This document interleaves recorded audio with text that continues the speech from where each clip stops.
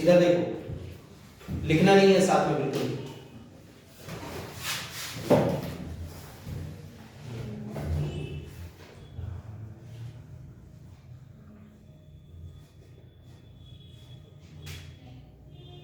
Wave equation है y is equal to a sign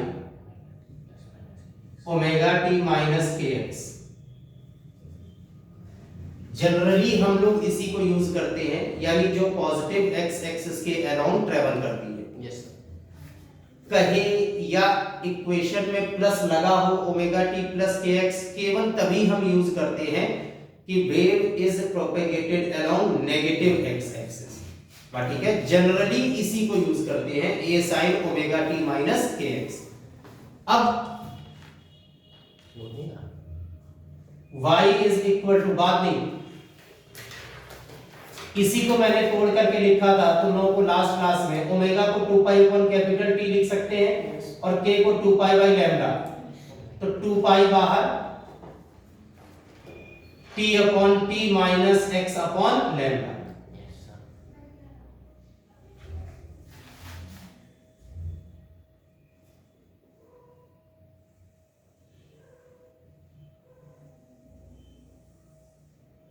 अब एक टर्म है फेज, तो देखना the argument of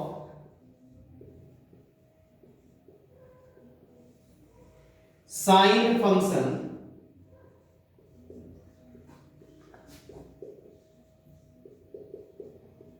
is known as phase of that wave।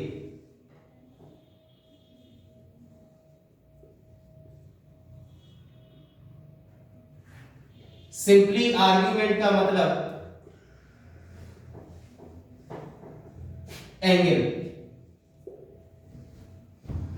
Argument of sine function यानी sign के साथ जो भी लिखा है और साइन के बाद क्या लिखा हुआ है, 2 pi t upon t minus x upon lambda.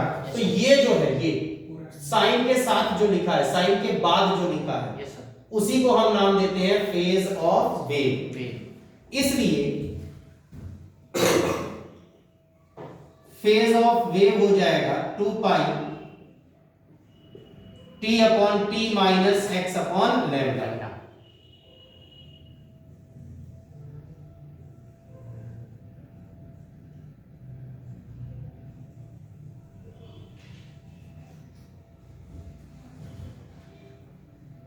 अब एक चीज समझना, रिलेशन बिटवीन, या एक और टर्म पढ़ो, phase difference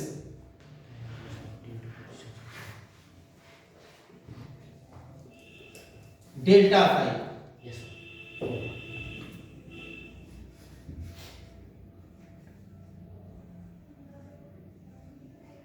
how much time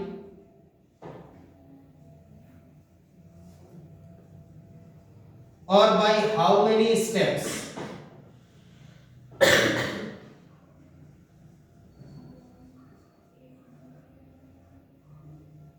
a wave is ahead of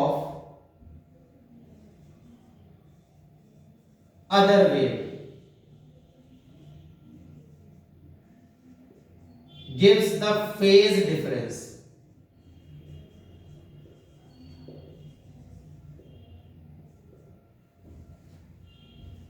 फिर से एक बार बोल रहा हूं,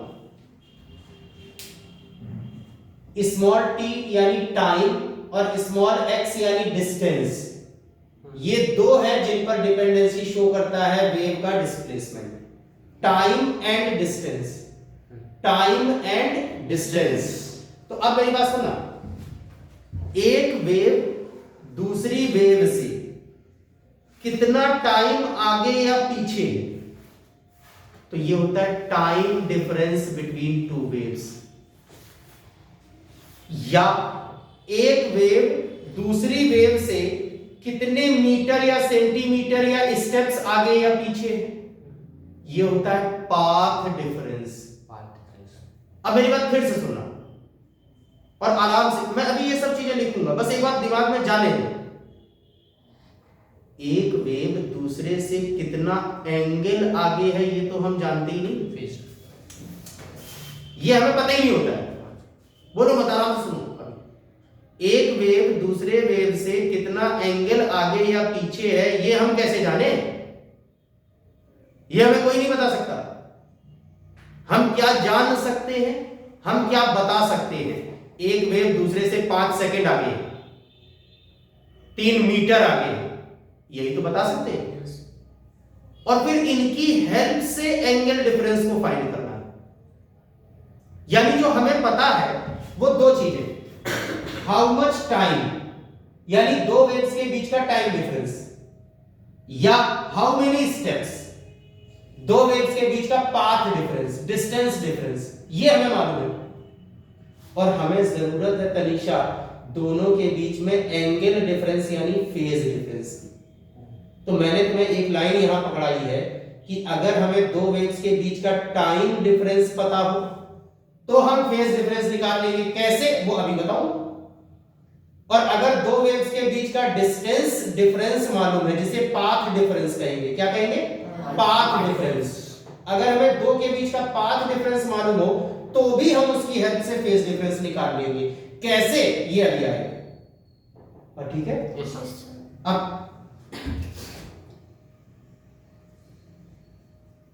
let two different waves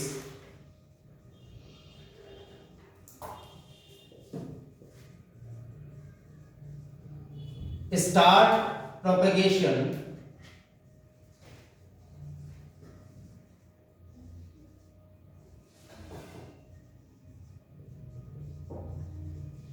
along same direction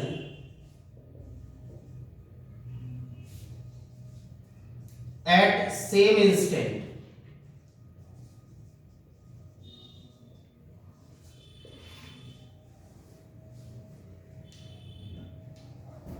ठीक है। दोनों ने एक ही जगह से, एक ही डायरेक्शन में, एक ही टाइम पर चलना स्टार्ट किया। और अब आराम से मेरी बात समझना, दो वेव्स है ना, दो वेव्स है ना, ये अभी बिगाड़ दूंगा जो मैं बना रहा हूं, ये तो बस तुम लोगों को बच्चा समझ के ऐसे लिख रहा हूं। ये फर्स्ट वेव, ये second wave, get set go, fire किया, दोनों भागे। अब दो अलग अलग वेव्स हैं, अलग अलग वेव्स हैं यानी एनर्जीज अलग अलग है। वेव बोले तो एनर्जी, वेव बोले तो एनर्जी। अब दो वेव्स हैं, दोनों अलग अलग एनर्जी है। एक तेज चलेगी, दूसरी धीमी। जब दो को आपस में कंपेयर करोगे भाई सेम होते तो सेम स्पीड रहती। दो अलग अलग एनर्जीज हैं यानी उनकी स्पीड्स अलग अलग, एक की v1 एक की v2, और एक ज्यादा एक कम। तो अब 5 सेकंड बाद, किसी भी एक इंस्टेंट पर 5 सेकंड बाद एक आगे होगी और दूसरी पीछे होगी, हाँ या ना? तो दो तरीके हैं बोलने के। जैसे तुम कहो टाइम कहो दोनों के लिए सेम कि 5 सेकंड बाद, तो 5 सेकंड बाद एक यहां पहुंच चुकी है x1 और एक यहां पहुंच पाई। तो दोनों के बीच का जो डिस्टेंस का डिफरेंस है वो ये है ना, इसको कहते हैं पाथ डिफरेंस।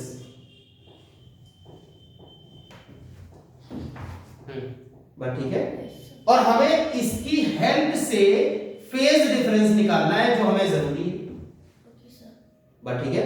अब देखना थोड़ा सा दिमाग में आना शुरू होगा, पूरा भी नहीं लेकिन आराम से रुके रहो, अभी सब चीज आ जाएगी सामने। मैं ये सिर्फ कहने की कोशिश कर रहा हूं कि मैं तुमसे कहता हूं वेव इक्वेशन बताओ, तो बिना कुछ सोचे समझे बच्चे ऐसे बोल देते हैं a sin omega t minus kx। अब यहां पर मैं कहता हूं रुक के सोचो, किन किन फैक्टर्स पर डिपेंडेंसी शो करता है? टाइम और डिस्टेंस, t और x। तो अगर मैं कभी भी दो वेव्स के बीच में डिफरेंस निकालने पर आऊंगा तो मुझे दोनों के बीच का टाइम डिफरेंस पता होगा या दोनों के बीच की डिस्टेंस डिफरेंस पता होगी। और जरूरी है हमें एंगल डिफरेंस। जो इक्वेशन है sin omega t minus kx, वो sin के साथ एंगल लिखा हुआ है। हमें मालूम होगा टाइम के बारे में, हमें मालूम होगा डिस्टेंस के बारे में, और हमें चाहिए फेज डिफरेंस, एंगल डिफरेंस। अब मैं रिलेशन बनवाऊंगा फेज डिफरेंस और पाथ डिफरेंस का, यानी जब तुम्हें ये पता हो तो तुम डेल्टा फाई कैसे निकालोगे। ठीक है, ये रिलेशन बनवाऊंगा। अच्छा, एक और तरीका है, इन दोनों तरीकों पर काम करेंगे। एक वेव ने यहां से चलना स्टार्ट किया, दूसरी वेव ने यहां से चलना स्टार्ट किया, एक ही टाइम पर तुमने फायर किया, गेट सेट गो, दोनों एक साथ भागे 5 सेकंड बाद, नहीं 5 मीटर बाद, मतलब दोनों को 5 मीटर चलना है, तो एक्स सेम हो गया। जो धीमी है उसे मान लो टाइम लगा 8 सेकंड, जो तेज है वो जल्दी पहुंच जाएगा, या 4 सेकंड या 6 सेकंड, हाँ ना। तो अब इन दोनों के बीच का टाइम डिफरेंस कितना है? 2। तो देखना, दो फैक्टर्स हैं, टाइम और डिस्टेंस।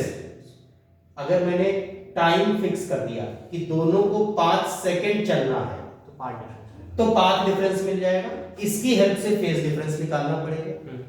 अगर मैंने डिस्टेंस फिक्स कर दी 5 मीटर चलना है, तो टाइम डिफरेंस मिल जाएगा। भाई दो में से एक को फिक्स कर दो, दूसरा मिल जाएगा, और उसकी हेल्प से हम फेज डिफरेंस निकालेंगे, उसकी हेल्प से हम फेज डिफरेंस फाइंड करेंगे। बात ठीक है? थोड़ा बहुत पल्ले पड़ा कि हम करने की कोशिश क्या करने जा रहे हैं। हमें दो वेव्स जब भी मिलेंगी तो उनके बीच का या तो पाथ डिफरेंस पता होगा, क्वेश्चन में यही लिखा होता है अंदर कि एक वेव दूसरी वेव से 3 मीटर आगे है, और भगवान के साथ तुम्हें 3 मीटर से कोई लेना देना नहीं है, तुम्हें उस 3 मीटर की हेल्प से ये निकालना है, और ये तुम्हारा काम आगे बढ़ाएगा फेज डिफरेंस। वो कहेगा एक वेव दूसरे से 5 सेकंड पीछे है, तो ये देगा टाइम डिफरेंस, और चाहता है कि तुम उससे फेज डिफरेंस निकालो, फिर आगे क्वेश्चन सॉल्व करो। बात ठीक है? तो अब यहां देखना,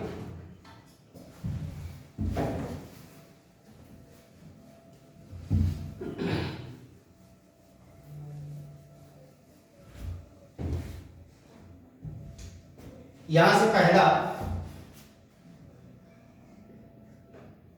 relation between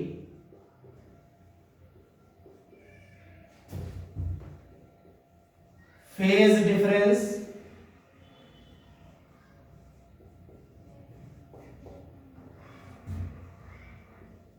and path difference.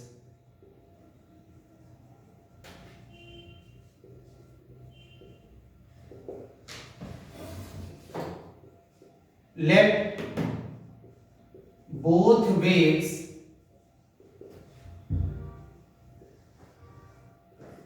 move for same time t and travels x1 and x2 distances,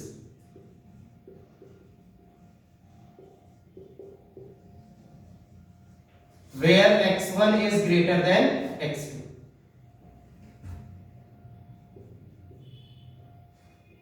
Since phase of wave phi is equal to 2 pi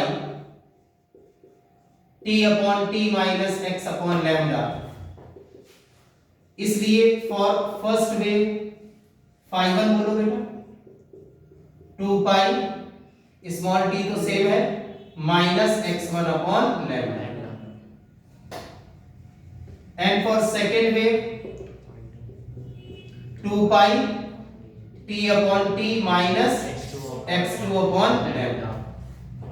अब x1 बड़ा है, x2 छोटा है, बात ठीक है? तो phi 2 माइनस phi 1 को phase difference delta phi, phi 2 minus phi 1, 2 पाई t अपॉन t माइनस 2 पाई x2 अपॉन लैम्डा माइनस 2 पाई t अपॉन t प्लस 2 पाई x1 अपॉन लैम्डा। ये 2 पाई t अपॉन t 2 पाई t upon t cancel out हो जाएगा, और delta phi आ जाएगा 2 pi upon lambda x1 minus x2 और x1 minus x2 है path difference delta x, इसलिए delta phi is equal to 2 pi by lambda delta x। Delta x is path difference.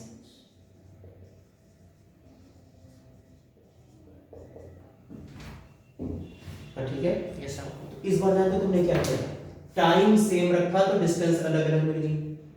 तो इस वाले फॉर्मूले में टाइम सेम रखा, डिस्टेंस अलग अलग, phi1 और phi2 मिल गए। अच्छा, इस बार मैं डिस्टेंस सेम रखता हूं, दोनों वेव्स को सेम डिस्टेंस ट्रेवल करनी है, तो जो तेज चलती है वो कम टाइम में पहुंच जाएगी और जो धीरे चलती है वो ज्यादा टाइम में पहुंचेगी, तो वहां टाइम डिफरेंस मिलेगा और टाइम डिफरेंस की हेल्प से हमें फेज डिफरेंस मिलेगा। बात ठीक है? Yes sir. यानी सेकंड है, ये बताना कहां तक आ रहा है उसमें स्क्रीन में, रिलेशन बिटवीन फेज डिफरेंस बस एंड टाइम डिफरेंस। तो इस बार जानते हो, let both waves travel for same distance x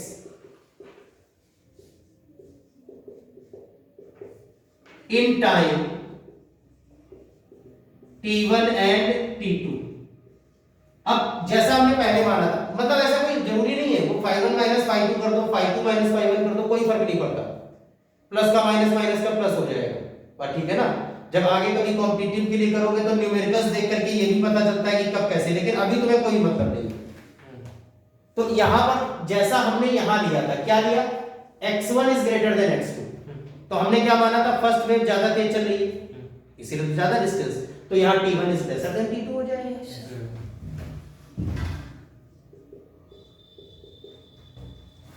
अब देखना, फॉर फर्स्ट वेव डायरेक्ट बोलो, phi1 कितना लिखा जाएगा, 2 पाई t1 upon t minus x upon lambda.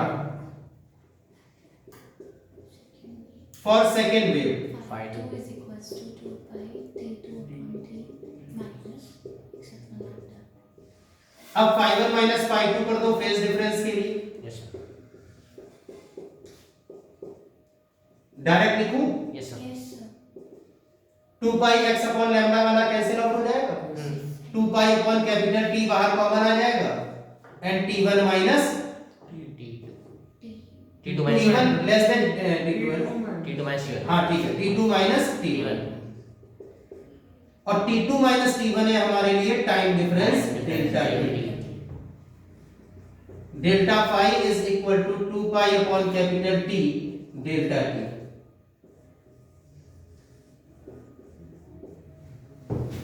बात ठीक है? Yes sir। ये देखना बेटा, हो सकता है तुम्हें ये सब प्रूफ वगैरह कोई ना पूछे, यस सर। इतने सारे तुम लोगों के 11th के सिलेबस में प्रूफ होते हैं कि स्कूल वाले वही नहीं दे पाते, लेकिन ये रिलेशन बहुत जरूरी है। Yes sir. और इसे भी थोड़ा सा अच्छा, तुम में से कोई मुझे अगर नहीं बता पाएगा तब भी गुस्सा नहीं होगा, लेकिन बताने की कोशिश करना। Yes sir. वेवलेंथ की डेफिनेशन कोई बताएगा? बोलो, The length of the crisis and depth of a wave। बस कुछ भी बोलो, वो क्रेस्ट होता है हाँ सर। चल गए। हाँ सर, थोड़ा सा। वेवलेंथ की definition, the distance travelled by wave in one time period. The distance okay क्या होता है, the distance travelled by wave in one time period, ठीक है ना? डिस्टेंस टाइम पीरियड को किससे डिनोट करते हैं, कैपिटल टी से, और वेवलेंथ को लैम्डा। अब आराम से यहां पर बात पकड़ लो, अगर मैं यहां पर डिस्टेंस की जगह पर, क्योंकि यहां डिस्टेंस है तो यहां डिस्टेंस है, मीटर मीटर कैंसिल आउट हो जाता है, तो ये डेल्टा फाई एंगल के टर्म में आ जाएगा, हाँ ना? अगर मुझे फेज डिफरेंस का रिलेशन टाइम डिफरेंस के साथ चाहिए तो यहां डेल्टा टी सेकंड लिखो, तो लैम्डा को किससे रिप्लेस कर दोगे, कैपिटल टी से। एक वेवलेंथ क्या है? वेव द्वारा चली गई distance in one time period. तो वो लैम्डा की जगह कैपिटल टी आ गया, उसका वाला टाइम पीरियड। पर ठीक है, डिस्टेंस के साथ लैम्डा है, मीटर मीटर कैंसिल करने के लिए, और टाइम के साथ capital T, second second cancel out हो जाएगा और ये एंगल आ जाएगा। बात ठीक है, नोट कर लो इसे।